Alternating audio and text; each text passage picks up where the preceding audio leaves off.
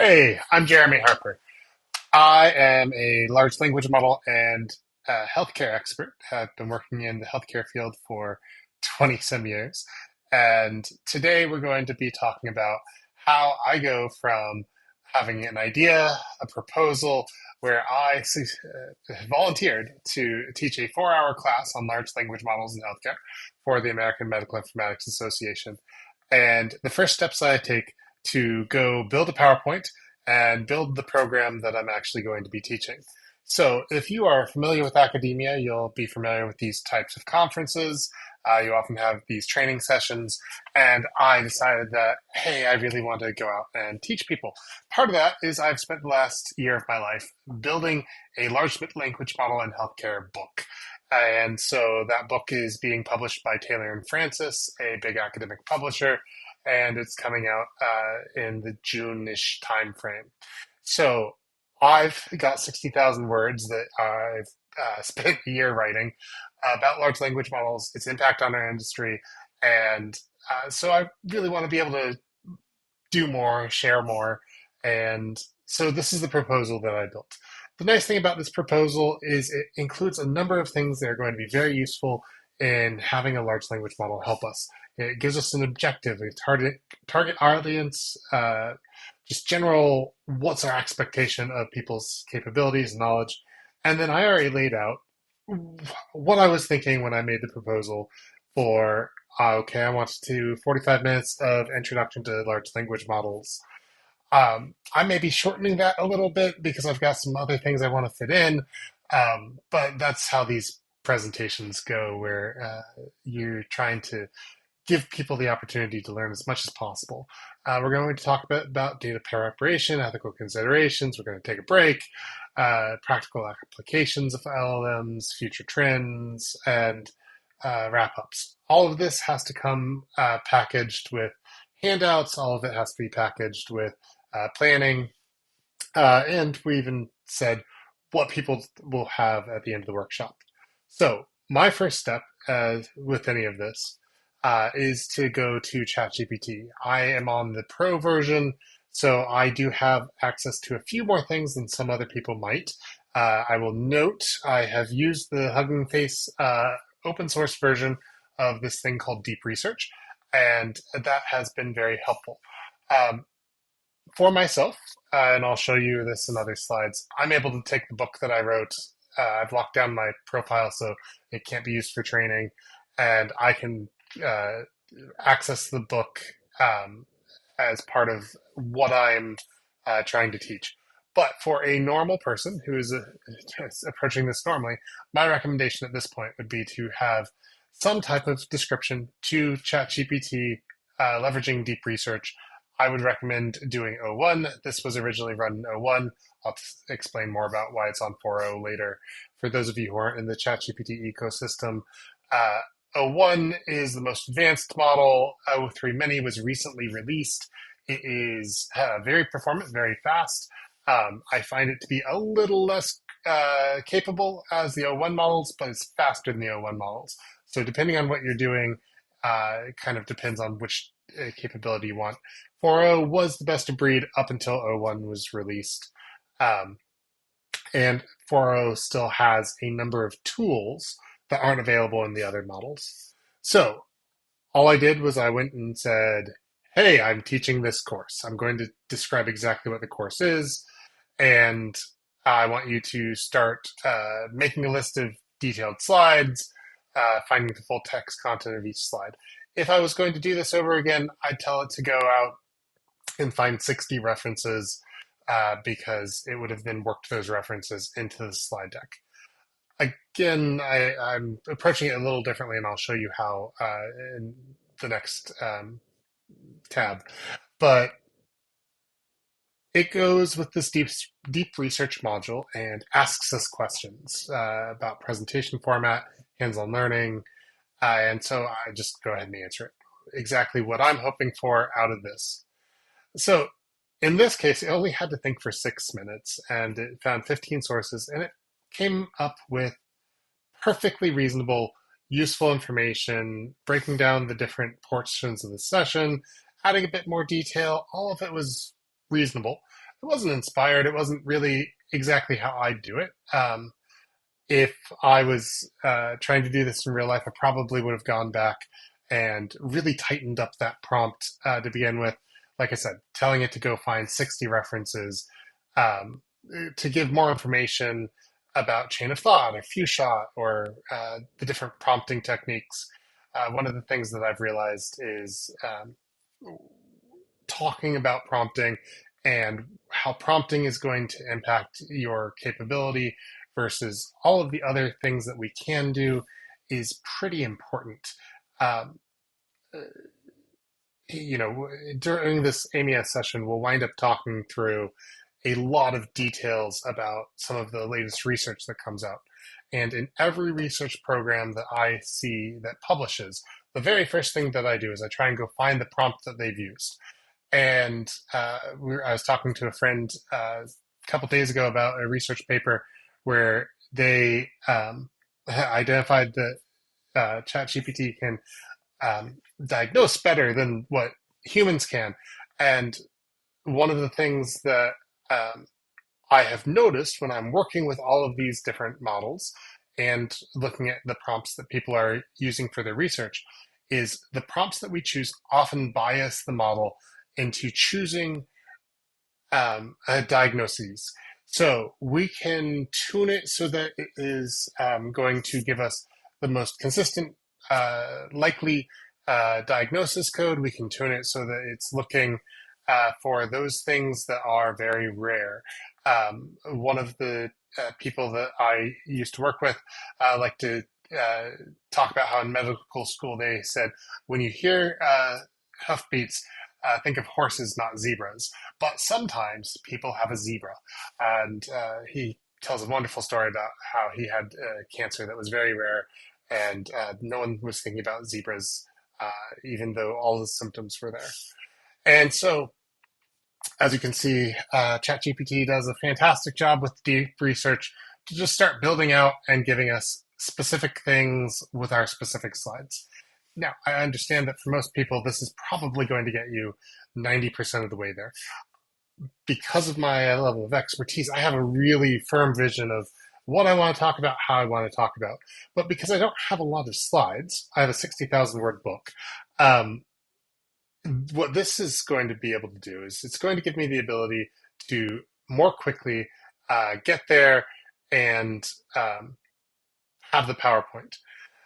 Uh, One of the things that I didn't find out until this past week is I knew that ChatGPT could create the VBA code, which you could then copy and paste into a Microsoft Windows machine and have Microsoft Office generate all the slides. It also turns out that it can use Python and it can generate the slides for you. So here it's just generating all the slides, and then it gives you a download link in this case, where you can just download the slide deck, which is fantastic. Be aware, and I'll show you this in a second. Um, Depending, like I had to change it to 4.0 specifically so that it could generate this PowerPoint. Typically, O3 Mini could only generate the Python code, which is fine for me because I'm someone who can just run Python code and I'm pretty well set up to do that. But I understand that not everyone's going to be. And so just being aware that sometimes changing models and being able to leverage the tools is pretty useful. And so it's not perfect. It's pretty far from perfect from my mind. But what it does do is it gives you something where you can start reacting to it.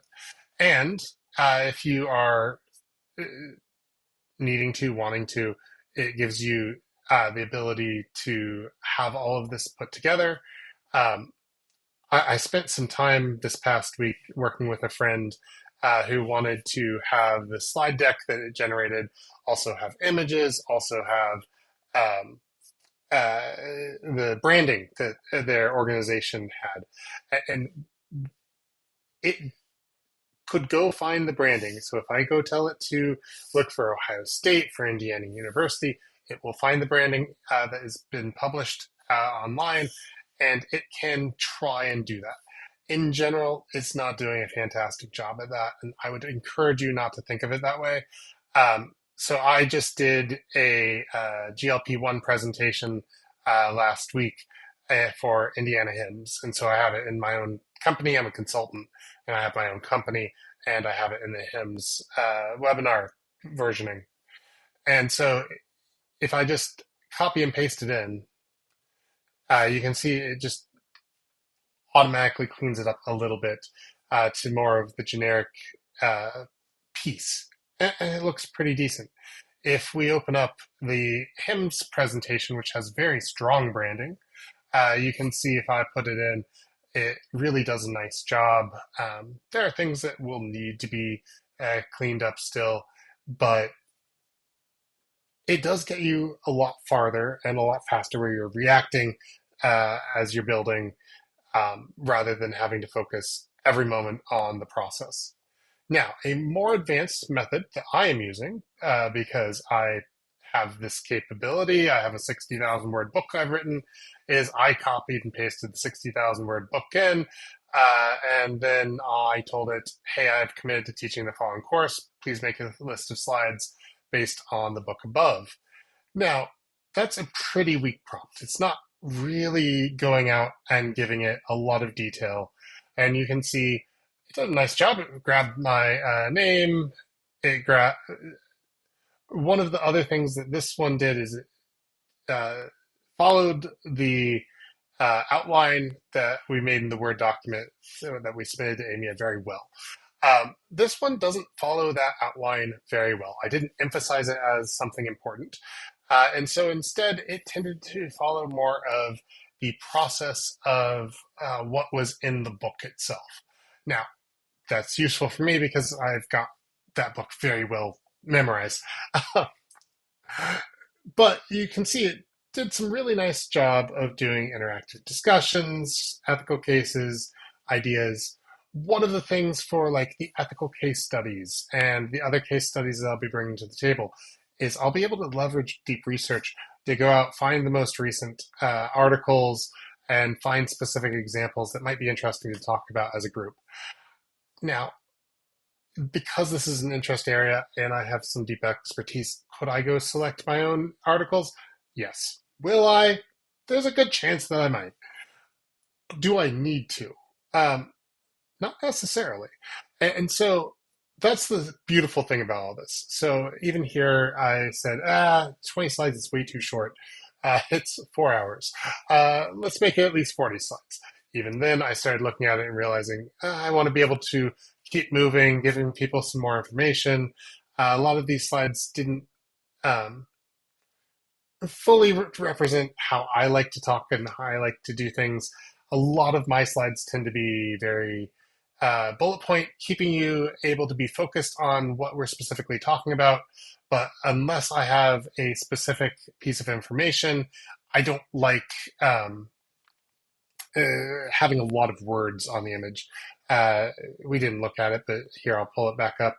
This HIMSS presentation, for example, where I like focusing is, obesity today, and then talking through the graphs. I like talking with images where people can actually have something that they can look at. Showing off weight loss for someone who's actually on Zepbound. Um, ChatGPT by default didn't capture that type of presentation capability that I like doing. And so instead, it captured more of a generic approach. And so one of the things that I made sure to do when I started building it myself was give it some more context around what do I like about slides? How do I like to think about them? Another way to do this is just asking it to make a list of what are the best practices for building slides. This was an example of where I built it in VBA first, and the VBA code didn't work the first time, and I had to go give it some explanations over how it broke. And oh, look, it broke some more. Go fix some more things. I have not had the Python code break the first time yet. I don't know if that's because I'm prompting it better or if Python's a little more robust than the VBA code. VBA tends to be a little cautious. Um, Finally realized you can just ask it to do this in Python. Um,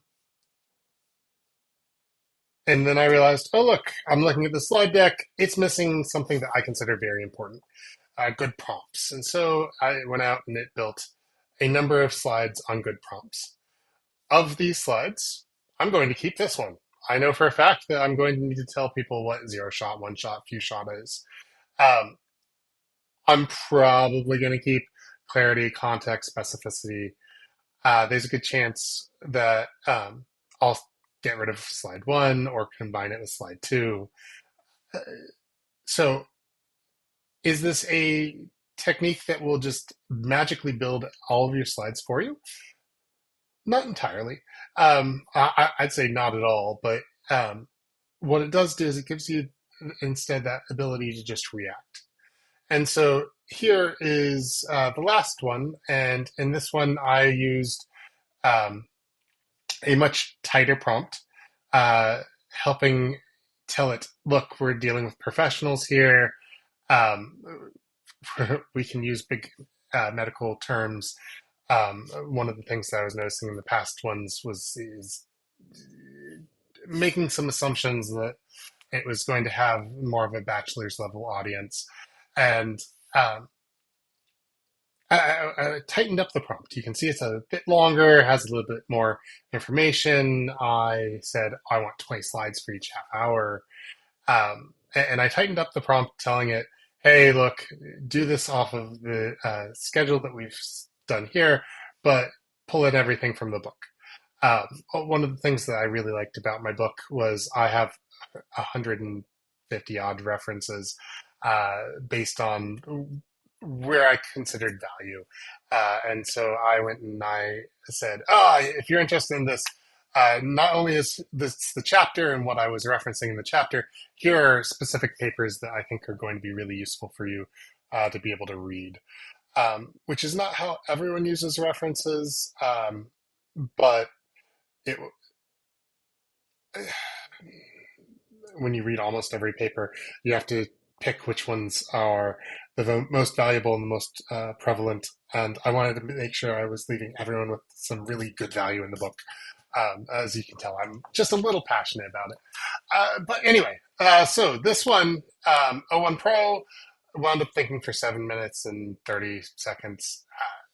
Visually, to me, it was about 10 minutes. And not too bad. I just set it going and I went and did some other things while I was working. And one of the other things I told it was, hey, look, give me some suggested images. Will I use them? I have no idea. One of the things that I don't like about any of this is it got lost and it only has bullet points and titles. It doesn't have like deep paragraph level information. So examples where we'll need that is we'll need that when we're doing prompt engineering. I did like the fact that it took a stab at the hands-on exercises. That will give me something that I can specifically react to, which will be great. Um, I tend to have opinions. I tend to not always even think to go to ChatGPT to help build slides first after 20 odd years in the industry. Um, in that GLP-1 presentation, I didn't go to ChatGPT first. I went there last, which still turned out fine. It helped me in a number of ways. Deep research came out like the day before I was giving the presentation, so I went and used it just out of curiosity. Was able to find some more context that would be really useful and add just a little more value into the presentation. So you can see here with O3, I said, please build and execute the Python code. And so it did it. The problem with O3 is it did a very good job and it has enough context window. So it has 128K context window. It can generate 10,000 words. It was able to build all of the code. If I tried it in O4, it wouldn't have been able to do it. It would have had to do it in chunks. And those chunks might not have worked together and it might have been a little more hassle to put them all together.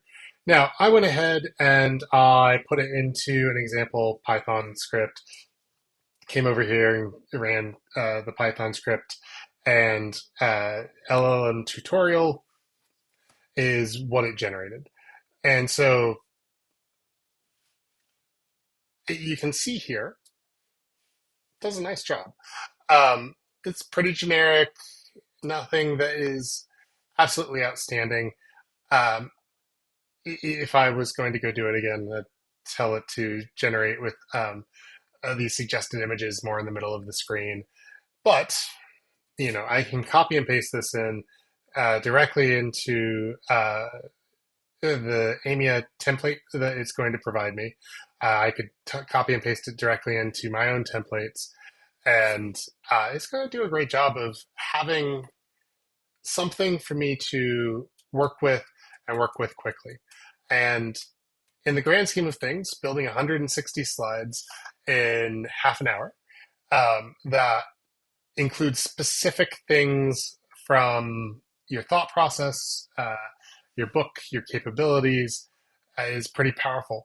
Um, for you, you probably aren't going to volunteer for a 4 hour presentation that you don't have slides for, but um, you can upload PDFs into most of these things. And if you upload those PDFs, it can help build those slides based off of the PDFs. You do have access to a lot of PDFs, I am sure. Uh, you can use that deep research module to go out onto the internet and find new localized information. I just went out today because I've not only written this nonfiction with a traditional publisher, I've also self-published some uh, fictional books that I enjoy these fictional books quite a bit. But what those fiction books were able to, that deep research was able to do, was I was able to go say, okay, how much does having reviews on books on Amazon actually impact the number of sales based on your conversion rate? So I've had someone click in, and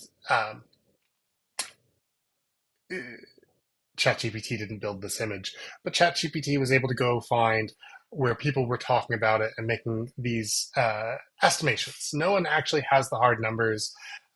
Amazon doesn't even publish the hard numbers. I would say from my own reading, I think 1836 is way ambitious. It's probably more like 12% and 15%. That all of these additional reviews help actually convert people into being readers for fiction books. But it still gave me a much better sense of, okay, my books that have 25 reviews, maybe I want to go push and create something. And it did that by going and trolling Reddit. It went and trolled a number of author forums where that deep research can be really helpful. So even if you don't have a 50,000 word book that is a 60,000 word book offhand, ready to go, um, there are absolutely ways and means that you can leverage these tools to build some really stellar presentations that showcase your expertise in very reasonable amounts of time. Um, it's a 4 hour presentation. I'm going to be spending uh, a lot more time on this.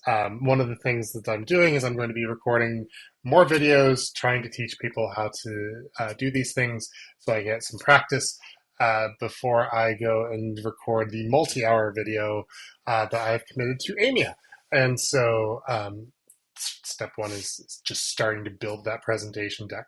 So thank you all for listening. Like and subscribe, and join me as I upload the next video where we'll be tackling some more detailed explanations of what large language models are, why prompt engineering is important, things along those lines. Thanks so much.